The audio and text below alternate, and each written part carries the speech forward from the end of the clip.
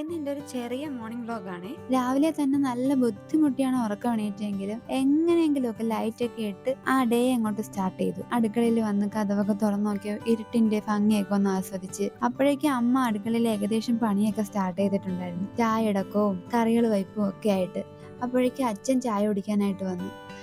എന്നും ഞാനങ്ങനെ ചായ കുടിക്കാറില്ലെങ്കിലും എനിക്ക് അച്ഛനൊക്കെ ചായ കുടിക്കുന്നുണ്ടപ്പോൾ ഒരു കൊതി. ഞാനും കുടിച്ചു ചായ. അത് കഴിഞ്ഞ് അല്ലറ ചില്ലറ പണിയൊക്കെ വേണ്ടി ഞാൻ ഹെൽപ്പൊക്കെ ചെയ്തു.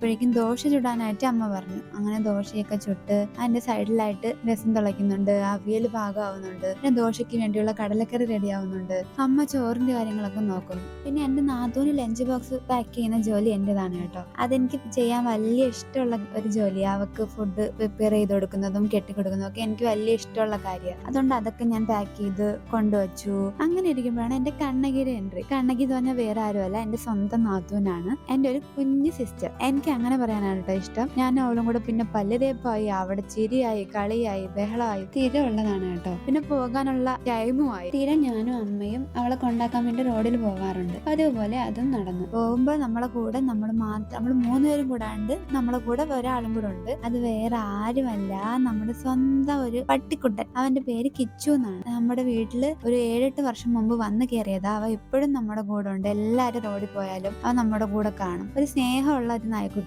അങ്ങനെ കണ്ണകിയെ ബസ് കയറ്റി വിട്ടതിന് ശേഷം ഞാനും അമ്മയും കൂടെ വീട്ടിലേക്ക് വന്നു. അപ്പോഴും അമ്മ പറയാനുണ്ട് ആൾക്കാർ കാണും, ഇങ്ങനെ ക്യാമറയും പിടിച്ചോണ്ട് പോകണമെന്ന് അമ്മയ്ക്ക് വളരെ ബുദ്ധിമുട്ടായിട്ട് തോന്നിയെന്ന് തോന്നുന്നു. എന്തായാലും വീട്ടിൽ വന്നതിന് ശേഷം നല്ല ചൂട് കടലക്കറിയും ദോശയും ഒക്കെ കഴിച്ച് കുറച്ച് തൂത്തൊക്കെ വാരി ക്ലീനൊക്കെ ചെയ്തതിന് ശേഷം കുളിക്കാനുള്ള പ്രിപ്പറേഷനിലേക്ക് പോയി. കുളിക്കാൻ സ്ഥിരം ചെയ്യുന്നത് പോലെ തന്നെ എണ്ണയൊക്കെ തേച്ച് പിന്നെ കുളിച്ച് തുണിയൊക്കെ കഴുകി ഞാനും അമ്മയും കൂടെ പുറത്തു പോകാനുള്ള ഒരു പരിപാടിയിലാണ്. പിന്നെ ഞാൻ മോയ്സ്ചറൈസറും സൺസ്ക്രീനൊക്കെ ഇട്ടൊരു സ്കിൻ കെയർ അങ്ങ് സെറ്റ് ചെയ്തു. സ്കിൻ കെയർ ചെയ്യാൻ ഞാൻ ഒരു ദിവസവും മറക്കാറില്ല കേട്ടോ. പോയ കാര്യമൊന്നും നടന്നില്ലെങ്കിലും പോയി കറങ്ങിയിട്ട് കുറച്ച് സാധനങ്ങളൊക്കെ മേടിച്ചിട്ട് തിരിച്ചു വരാനുണ്ടായത്. അതാണ് ഇന്നത്തെ എൻ്റെ ഒരു സിമ്പിൾ മോർണിംഗ് റൂട്ടീൻ.